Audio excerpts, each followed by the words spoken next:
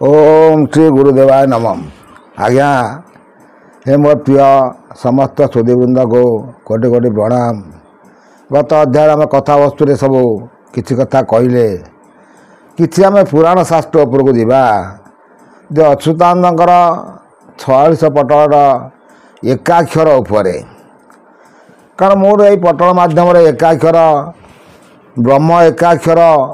ताको कुआ जाए जे अणाक्षर मंत्र समस्त कही तेणु सी सब विषय से ठाकुर को पचारिक से कहते अच्युत पचार से कौन कहते जे सी कहते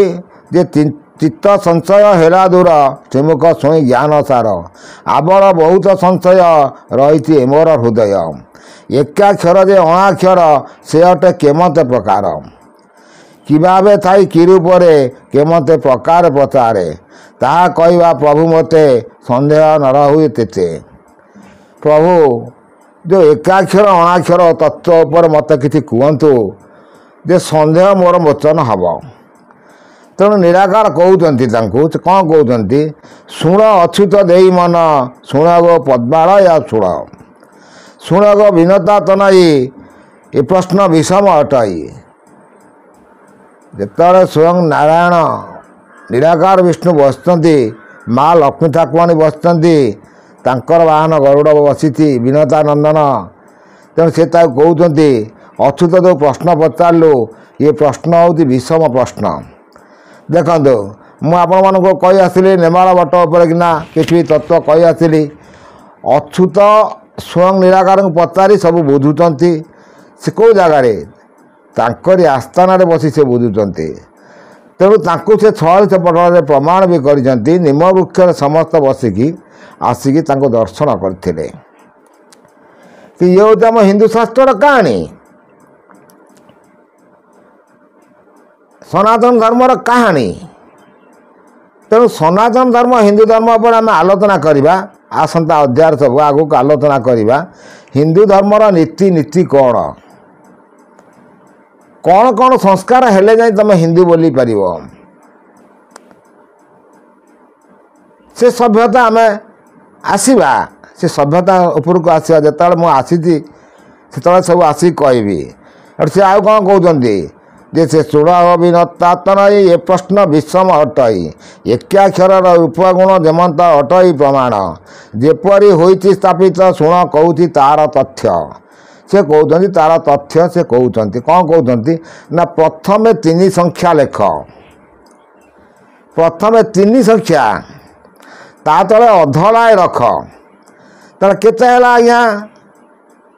3 टंका अधलाटा है 8 आना दक्षिण पदिकाए भरी पदिका बोले तार गोटे गार पड़ो आग पुणा काल पाठ से केते आसला आज्ञा अटा समस्त कहते अटा हूँ 3 टंका 8 आना एपाई भी बहुत लोक सागर बहुत चुक्ति भी होती कहते 3 टंका 8 आना हूँ अटा ना आज्ञा 3 टंका 12 आना हूँ अटा कहीं 3 टंका 12 आना से एकाक्षर लेखन उपर कि मुझे कहूँ जे प्रथम 3 टंका तापर 8 आना 3 टंका 8 आना तार मिसले के 3 टंका 12 आना 3 टंका 12 माने 15 आना 16 हलानी तेणु परम ब्रह्म देवता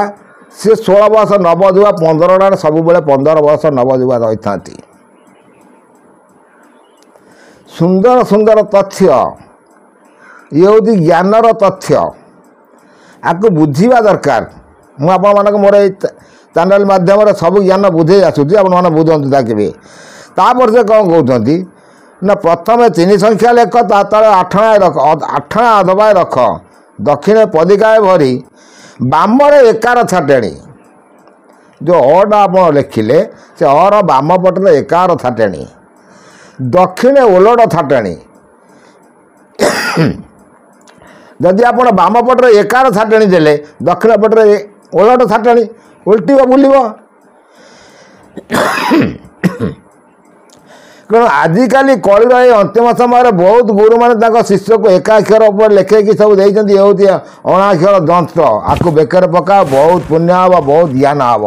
ये अणाक्षर जंत्र उपर भी कहि आपको जब कहे भी से लोकर नंबर भी देवी से लोक भी पकईकि बहुत साधना साधुले कि मुंडर विभ्रांतिकर आसला।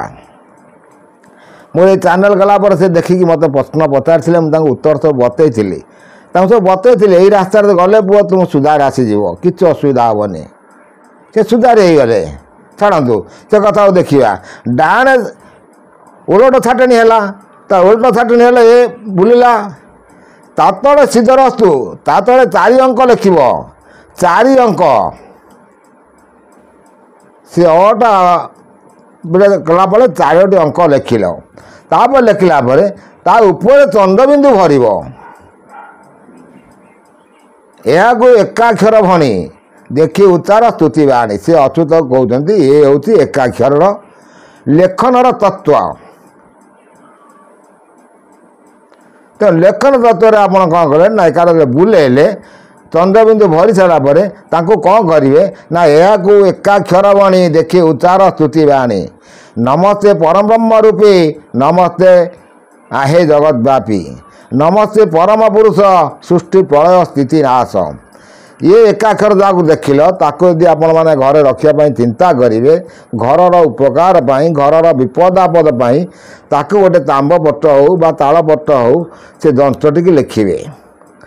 से एकाक्षर मंत्र नुह से हूँ अणाक्षर जंत्र अणाक्षर मंत्र अलगा आपण मानक मुझे कही आसी अणाक्षर मंत्र कही आसी सब मंत्र मुझे कही आसी आ पुणी भी आस्ते आस्ते कहूँ जब दरकार पड़ुची पुणी भी कहूँ तो से कौन कहते जे नमस्ते परम पुरुष सृष्टि प्रलय स्थिति नाश नमस्ते देव अंतर्जानी जामी नमस्ते दयामय स्वामी नमस्ते कमल लोचन नमस्ते देवकी नंदनम ये रूपे स्तुति उतार नम एकाक्षर बोल ये जी स्तुति आपण मन कहले आउ थे भी कहीदे जे से भल स्तुति कहते जे नमस्ते परम ब्रह्म रूपी नमस्ते हे जगत व्यापी ए नमस्ते परम पुरुष सृष्टि प्रलय स्थिति नाशम ए नमस्ते देव अंतर्जामी नमस्ते दयामय स्वामी ये नमस्ते कमलालोचन नमस्ते देवकी नंदनम ए रूपे स्तुति उच्चारिव नमो एकाक्षर बोलिवम ये स्तुति की आप पढ़ी एकाक्षर बोली जड़ब ये कौन कले ना जिते विपद आपद आसो आपण से जंत्रटा चिंता करेंगे आपणकर विपद आपद दूर हम आउ कौन उपकार पाइबे ना आपको आपण ताम्रपत्र लिखि रखिले ताल पत्र लिखिक सब गृह रखिए खाली घर रखिले हेनी आज्ञा तापाई किसी बारण अच्छी कौन बारण अच्छी आम तो देखा जिते घर को आपणकर कौन विपद आपद आसला ताकू गोटे जल शुद्ध जल जल शोधन करने भी मंत्र अच्छी मुझे आपको कही आ भी कहीदेवी जल शोधन मंत्र मोर सर्ट वीडियो सब मंत्र आपरे जल शोधन करी आपण से जल बुड़े सपरिवार ताकू पान कले आपणकर विपद आपद दूरित हम आउरी भी अच्छा आउरी से कौन करेंगे जिते महामारी रोग व्यापी थी तो समस्त आजिकल कहते आज्ञा मुझे कथा कहू कही आपको जिते मो मुँह बाहर तब महामारी आसूची कहते भूत पेच डाकिनी डिकुणी सब बुलूँ कि एकाक्षर जंत्र एमती करामती ताक आप से जल को पान कले किसी आपण गृह को आसबनी आपण घर चतुर्पार्श्व यदि पकईदे सी सबुठ त्राही मिल आउरी भी आज्ञा से कौन कहते ना गुरुवार पूर्णिमा पड़े गुरु पूर्णिमा हुए जदि गुरुवार पूर्णिमा पड़ो ताल से जंत्र को आप पंचामृत धोइबे पंचामृत धोई ताको पुणी यथास्थान रखिए से पंचामृत आपण मैंने सपरिवार पान करें आउरी भी से भल कथा कहते तार उपकार कौन आसो आउरी से अच्युत सब बुझाते जे आउ से कौन कहते ना एजंत धौत करुण पान कराइब तक्षण भूत पेतादि दूरे जाती बारक आउ न आसती ଯେ ଭୂତ ପ୍ରେତ ଡାହାଣୀ ତେରିଗୁଣି କହୁଛନ୍ତି ଏକୁ ସବୁ କରିଲେ ଇଏ ଆଉ କେହି ଆସିବେ ନାହିଁ। ଯେ ଆହୁରି ସେ ଭଲ କଥା କହୁଛନ୍ତି, ଶୁଣ ଗୋ କମଳବାସିନୀ ଏଇ ନିଗୁଢ଼ ତତ୍ତ୍ୱବାଣୀ। ଗୁରୁବାର ପୂର୍ଣ୍ଣିମା ହେଲେ ଗୁରୁ ପୂର୍ଣ୍ଣା ହୁଅଇ ଭଲେ ଏଜନ୍ତ ଯେଉଁ ରଖିଥିବ ପ୍ରଭାତ ସ୍ନାନ ଆଦି କରିବ। ଏଜନ୍ତ ପଞ୍ଚାମୃତରେ ବି ପକାଇ ମନ ହରସେଇ ତହିଁରୁ କରିବ ବାହାର ଆବର ଘେନି ଶୁଦ୍ଧ ନୀର। ଧୌତ କରିବ ତହିଁରେ କର୍ପୂର ଧୂପ ପ୍ରଦାନରେ ସୁସ୍ଥରେ ଯତନେ ରଖିବ ପଞ୍ଚାମୃତ ପାନ କରିବ। ମୁଁ ଆପଣମାନଙ୍କୁ ଟିକେ କହିଲି, ସେ କହୁଛନ୍ତି ପଞ୍ଚାମୃତ ଆପଣ ଗୁରୁବାର ପୂର୍ଣ୍ଣିମା ପଡ଼ିଲେ ପଞ୍ଚାମୃତ କରିକି ତାକୁ ଧୌତ କରିକି ଧୋଇକି ପୁଣି ଆପଣ ଶୁଦ୍ଧ ଜଳରେ ଧୋଇ ସାରିକି ତାକୁ ଯଥାସ୍ଥାନରେ ରଖିବ। ଯେମିତି ଆପଣ ପୂଜା କରୁଛନ୍ତି ଠାକୁରଙ୍କୁ ସେମିତି ଆପଣ ତାକୁ ପୂଜା କରିକି କର୍ପୂର ଧୂପ ଦୀପ ସବୁ ଆପଣ ଦେଇପାରିବେ। ସେ ପଞ୍ଚାମୃତ ଆପଣ ପରିବାର ପାଇଲେ ବହୁତ ଦୁଃଖ ଦୂରିତ ହେବ। ଯଦି ଆପଣ ରାଜପ୍ରସାଦରେ ଗୋଟେ ରାଜଉଆସରେ ବିପଦ ଆପଦ ଯେଉଁଠି ଆପଣଙ୍କ ବିପଦ ଆସିବ ଆପଣ ସେ ଯନ୍ତ୍ରଟାକୁ ଲେଖିକି ରଖିଛନ୍ତି ମାନେ ଆପଣଙ୍କ ମନରେ ସେ ଆବାଜଟା ରହିଲା, ସେ ଅକ୍ଷର ଚିତ୍ରଟା ରହିଲା, ତାକୁ ଚିନ୍ତା କରିବେ, ସେ ଆପଣଙ୍କୁ ଦୂରତ କରିବ। ଆଉ ଗୋଟେ ଆଉ ସେ କହିଛନ୍ତି ଭଲ କଥା ଯେ ସଂକ୍ରାନ୍ତି ଗୁରୁବାର ଆପଣଙ୍କର ଗୁରୁ ପୂର୍ଣ୍ଣିମା କଥା କହିଲି। ଆଉ ସୂର୍ଯ୍ୟଗ୍ରହଣ ଚନ୍ଦ୍ରଗ୍ରହଣ ସମୟରେ ଯେତେବେଳେ ସୂର୍ଯ୍ୟଗ୍ରହଣ ପଡ଼ିବ ବା ଚନ୍ଦ୍ରଗ୍ରହଣ ପଡ଼ିବ, ସୂର୍ଯ୍ୟପରାଗ ଚନ୍ଦ୍ରଗ୍ରହଣ ପଡ଼ିବ, ସେ ଦିନମାନଙ୍କରେ ଆପଣ ସେମିତି ପଞ୍ଚାମୃତ କରି ତାକୁ ଧୌତ କରିକି ରଖିବେ। ଯେମିତି ପୂର୍ବ ପ୍ରକାର କଲେ ସେଇଭଳି ପରେ ବି କରିବେ। ଚନ୍ଦ୍ରଗ୍ରହଣରେ କରିବେ, ସୂର୍ଯ୍ୟପରାଗରେ କରିବେ। ଯେମିତି ପୂର୍ବେ ପଞ୍ଚାମୃତ ଧୋଇକି ତାକୁ ପୁଣି ଶୁଦ୍ଧ ଜଳରେ ଧୋଇକି ରଖିକି ଧୂପ ଦୀପ ଦେଉଛନ୍ତି ସେଇଭଳି ଧୂପ ଦୀପ ଦେଇ କରିବ। କିନ୍ତୁ ଅଶୌଚ ଯଦି ଆପଣଙ୍କର ସେଦିନ କୌଣସି ଅଶୌଚ କର୍ମ ପଡ଼ିଗଲା ତାହେଲେ ଆପଣ କ'ଣ କରିବେ ନା ବ୍ରାହ୍ମଣ ଡାକି ବା ଅନ୍ୟ ଲୋକ ଡାକିକି ତାକୁ ପଞ୍ଚାମୃତରେ ଧୋଇବେ। ନିଜେ ଆଉ ତାକୁ ସ୍ପର୍ଶ କରିବନି, ଛୁଇଁବନି। ଏସବୁ ନୀତି ନିୟମ କେତେକ ମାନିଲେ ପରିବାର ପାଇଁ ବହୁତ ସୁଖ ସମୃଦ୍ଧି ରହିବ। ତେଣୁ ଏସବୁ ନୀତି ମାନିକି ଯଦି ଆପଣ ଏକାକ୍ଷର ରଖନ୍ତି ଘରେ ତାହେଲେ ବହୁତ ଶୁଭ ଦୃଷ୍ଟି ଆସିବ। ଯେ ଯଦି କର୍ମ ବିଭାଗରେ ଆପଣ ମନ ନ ପଡ଼ିଲା ତାହେଲେ ଆପଣଙ୍କୁ ଅସୁବିଧା ନିଶ୍ଚିତ ଆସିବ। ତେଣୁ ଅସୁବିଧା ଆପଣ ପୁଣି ଯେତେବେଳେ ଅନୁଭବ କଲେ ଅସୁବିଧା ଆସିଲା ତାଙ୍କୁ ସାଙ୍ଗେ ସାଙ୍ଗେ ପଞ୍ଚାମୃତ ଆଣି ଧୋଇଦେବ। ଧୋଇକି ଯେଉଁ ସ୍ତୁତିଟା ପଢ଼ିଲି ସେ ସ୍ତୁତି ବି ଆଉ ଥରେ ପୁଣି ପଢ଼ିକି ତାଙ୍କୁ ରଖିଦେବ। ତାହେଲେ ଆପଣଙ୍କ ବହୁତ ଉପକାର ଲାଗିବ। ଆପଣମାନେ ଶୁଣିଲେ ଏକାକ୍ଷର ତତ୍ତ୍ୱ, କାରଣ ଆଜିକାଲି ସବୁ ଯେଉଁ ଅଣାକ୍ଷର ଲେଖୁଛନ୍ତି ସବୁ ଏକାର ଦେଉଛନ୍ତି, ସିଦ୍ଧାର୍ଥ 4 ଅକ୍ଷର ଲେଖୁଛନ୍ତି, ଚନ୍ଦ୍ରବିନ୍ଦୁ ଦେଉଛନ୍ତି, କିନ୍ତୁ ଟାଣୁଛନ୍ତି ଗୋଟେ ଗାର ଇକାର ଟାଣୁଛନ୍ତି। ଇକାରଟା ଆଇଲା କେଉଁଠି? ଆଣିଲ କେମିତି ଇକାର?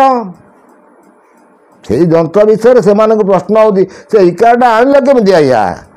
ଇକାର ଜାତି ଆଜ୍ଞା ଯେଉଁ ଚନ୍ଦ୍ରବିନ୍ଦୁଟା ବସୁଛି, ଅର୍ଦ୍ଧଚନ୍ଦ୍ର ମାତ୍ରାଟା ବସିଲା, ସେ ଅର୍ଦ୍ଧଚନ୍ଦ୍ରଟା ଯେତେବେଳେ ବୁଲିବ ସେ ଇକାର ହେବ। ତାକୁ ବୁଲେଇବା ଏତେ ସହଜ ନୁହଁ। ସେମିତି କିଛି ସାଧିଲେ ଯାଇ ତୁମେ ତାକୁ ବୁଲେଇ ପାରିବ କି ଶରୀରକୁ ପ୍ରବେଶ କରାଇ ପାରିବ। ତେଣୁ ବହୁ ତଥ୍ୟ ମୁଁ ଆପଣମାନଙ୍କୁ ମୋର ଏଇ ଚ୍ୟାନେଲ୍ ମାଧ୍ୟମରେ ସବୁ କହି ଆସିଛି। ଯଦି ଏକାକ୍ଷର ଯନ୍ତ୍ର ଉପରେ କେତେ ଲୋକ ପୁଣି କହିଥିଲେ ବୋଲି ଆପଣମାନଙ୍କୁ ଆଜି କହିଲି। ଯଦି ତା ଭିତରେ କିଛି ତ୍ରୁଟି ଥାଏ ଆପଣମାନେ କ୍ଷମା କରିବେ। ଏତକ ରହୁଛି ଆଜ୍ଞା। କୋଟି କୋଟି ନମସ୍କାର।